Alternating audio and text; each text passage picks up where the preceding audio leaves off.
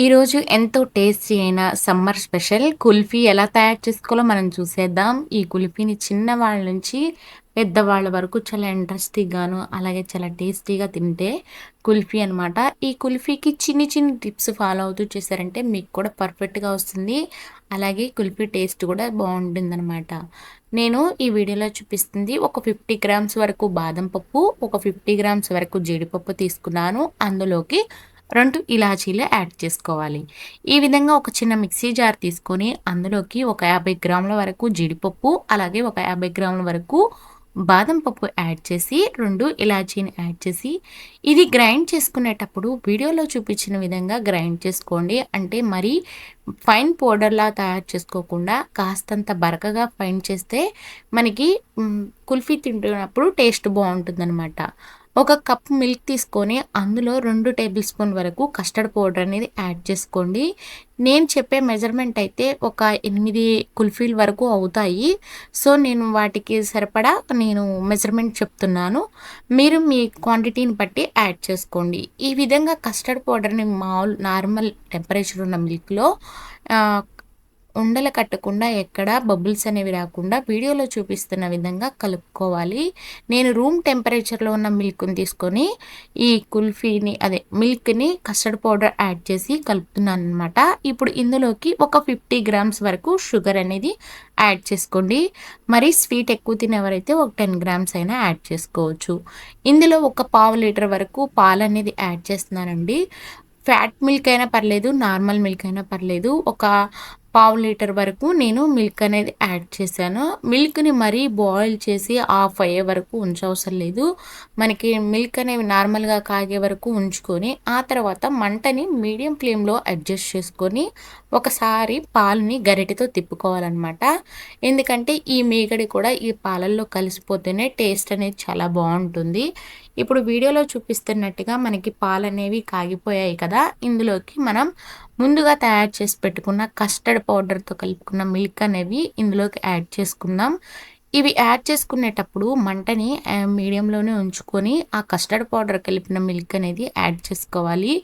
ఎందుకంటే custard powder తొందరగా ఉండలు కట్టే అవకాశం ఉంటుంది మిల్క్‌లో కలిసినప్పుడు. సో, అందుకనే మనం ఏం చేయాలంటే మిల్క్‌లో యాడ్ చేసేటప్పుడు కస్టర్డ్ పౌడర్‌ని మంటని మీడియం ఫ్లేమ్‌లో పెట్టుకొని యాడ్ చేసిన తర్వాత మనం గరిటె సహాయంతో మినిమమ్ ఒక 5 నిమిషాలైనా ఉండలు కట్టకుండా తిప్పుతూ ఉండాలండి. ఎందుకంటే కస్టర్డ్ పౌడర్ కొంచెం ఉండలు కట్టే తత్వం ఉన్నది కాబట్టి, అందుకని మనం ఆ కస్టర్డ్ పౌడర్‌ని ఈ పాలల్లో యాడ్ చేసినప్పుడు ఈ విధంగా కలుపుకోవాలనమాట. ఇలా కలుపుకునేటప్పుడు కూడా మంటని మీడియం ఫ్లేమ్‌లో పెట్టుకొనే కలుపుకోవాలి. ఇందులోకి నేను ఇందాకల చూపించాను కదా! ఒక 50 గ్రామ్ వరకు షుగర్ అనేది యాడ్ చేసుకోవాలనమాట. ఈ షుగర్ యాడ్ చేసి ఇది కూడా బాగా మెల్ట్ అయ్యేలాగా కలుపుకోవాలి. నా దగ్గర బ్రౌన్ షుగర్ అవైలబుల్‌గా ఉంది కాబట్టి నేను బ్రౌన్ షుగర్ అనేది యాడ్ చేశాను. మీ దగ్గర నార్మల్ షుగర్ ఉన్నా కలుపుకోవచ్చనమాట. ఈ విధంగా షుగర్ అనేది కూడా యాడ్ చేసి అది కూడా బాగా మెల్ట్ అయ్యేలాగా వీడియోలో చూపిస్తున్నట్టు మనకి పాలనేవి చిక్కబడడానికి వచ్చేసాయి చూడండి. ఇప్పుడు కూడా మనకి ఉండలు కడుతుంది. అలాంటప్పుడు కూడా మనం కలుపుతూనే ఉండాలి. అప్పుడు ఆ ఉండలు ఫామ్ అయినా కూడా త్వరగా మెల్ట్ అయిపోతాయన్నమాట. ఈ వేడి మీదే మనకి కస్టర్డ్ పౌడర్ అనేది ఉండలు కట్టినా కూడా తొందరగా మెల్ట్ అయిపోయే అవకాశం ఉంటుంది. సో, అందుకనే మనం ఎక్కడ ఆపకుండా తిప్పుకోవాలి. మనం ముందుగానే గ్రైండ్ చేసి పెట్టుకున్న బాదం, జీడిపప్పు అలాగే ఇలాచీ అనేది ఉంది కదా! అది కూడా యాడ్ చేసి మొత్తంగా పాలల్లో కలిసేలాగా కలుపుకోవాలి. ఇప్పుడు కూడా మంటని నార్మల్‌గా ఉంచుకొని మాత్రమే కలుపుకోవాలనమాట. అలాగే ఈ పౌడర్ యాడ్ చేశాక పాలు మరింత చిక్కపడతాయి కాబట్టి మంటని హై ఫ్లేమ్‌లో పెట్టకూడదు. ఇప్పుడు ఈ విధంగా బాదం, జీడిపప్పు పలుకులనేవి గ్రైండ్ చేసింది యాడ్ చేశాం కదా!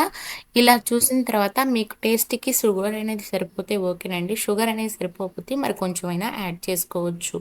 నేను చెప్పిన కొలత ప్రకారం అయితే షుగర్ అనేది పర్ఫెక్ట్‌గా సరిపోతుంది. ఈ విధంగా షుగర్ అనేది సరిపోయిన తర్వాత ఒక్కసారి ఈ విధంగా పొంగొచ్చాక ఆపేసి పూర్తిగా కూల్ అయిన తర్వాతనే మనం ఐస్ మోల్డ్‌లోకి యాడ్ చేసుకోవాలండి. వేడి మీద ఐస్ మోల్డ్‌లోకి యాడ్ చేసుకోకూడదు. చూడండి వీడియోలో నేను పూర్తిగా కూల్ అయిన తర్వాత ఈ విధంగా కన్సిస్టెన్సీ అనేది తయారైపోయింది. నేను 4 అనేది ముందు చూపిస్తాను. ఆ తర్వాత మరొక 4 చేస్తాననమాట. ఓవరాల్‌గా మనకి కుల్ఫీ అనేది ఈ విధంగా తయారు చేసుకోవచ్చు. మీకు ఈ వీడియో ఎలా అనిపించింది? నచ్చినట్టయితే లైక్ చేయండి. అలాగే సబ్స్క్రైబ్ చేయండి. నా ఛానల్‌ని విజిట్ చేసి మరెన్నో వీడియోలని చూసి ఆదరిస్తారని అనుకుంటున్నాను. మీరు ట్రై చేసి ఈ కుల్ఫీ ఎలా వచ్చిందో కామెంట్ రూపంలో తెలపండి. ఎంతో టేస్టీ కుల్ఫీ రెడీ అయిపోయిందండి. Please subscribe.